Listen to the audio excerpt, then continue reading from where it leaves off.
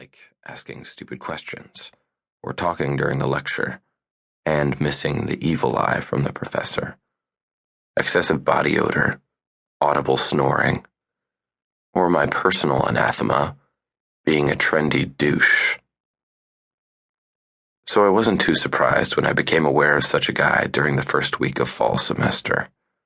Typical previous BMOC of his high school, used to toadies toadying. Still expecting it, still getting it. Frat guy.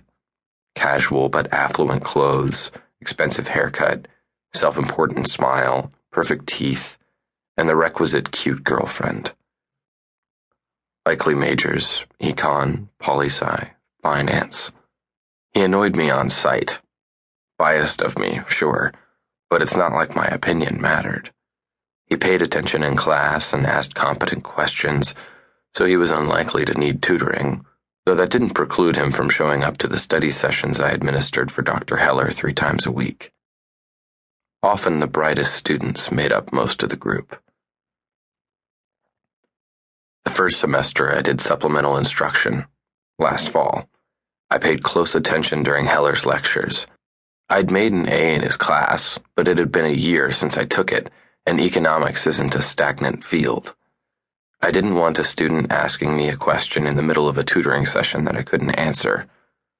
By the third semester, my 4th sitting through the class, I didn't really need to be there, but class attendance was part of the tutoring gig, and it was easy money.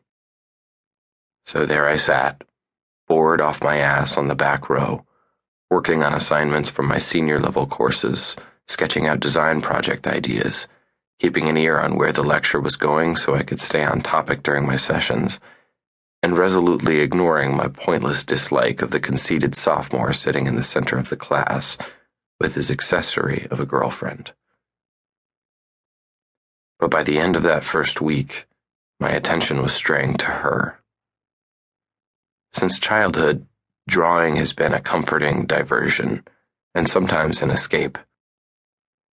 My mother was an artist, and I don't know if she discerned that I had a natural aptitude for it or if it was a learned skill resulting from her early encouragement and plenty of practice. All I know was that by the time I was 5 or 6, paper and pencil were my way of relating to the world, my personal form of meditation. Once I began college, most of my drawings became mechanical or architectural in nature, probably unavoidable given my mechanical engineering studies. But even in my free time, I rarely sketched bodies or faces anymore. I had little desire to do it. Until her.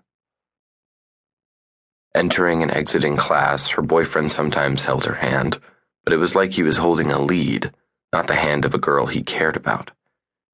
Before class, he talked football, politics, music, and frat particulars like Rush or upcoming parties, with other guys like him and guys who wanted to be like him. Nearby girls bestowed sidelong glances he pretended to ignore. Somehow, while he was preoccupied with everything and everyone around him except her, I suddenly couldn't see anything else. She was beautiful, sure, but in a university with 30,000 undergrads, that was hardly riveting. If not for my initial annoyance with her boyfriend, I might never have noticed her at all. Once I realized how often my gaze drifted over her, I consciously fought the inclination, but it was no use. There was nothing in the room as interesting as this girl. What fascinated me first and foremost were her hands, specifically her fingers. In class, she sat next to him, wearing a loose smile, sometimes quietly conversing with him or others nearby. She didn't look unhappy, but her eyes were almost vacant at times, like her mind was elsewhere.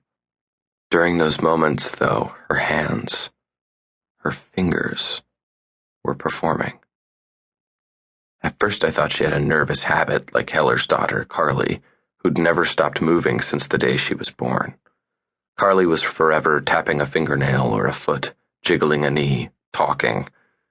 The only thing I've seen calm her was petting Francis, my cat. This girl wasn't tapping her fingers restlessly, though. Her movements were methodical, synchronous.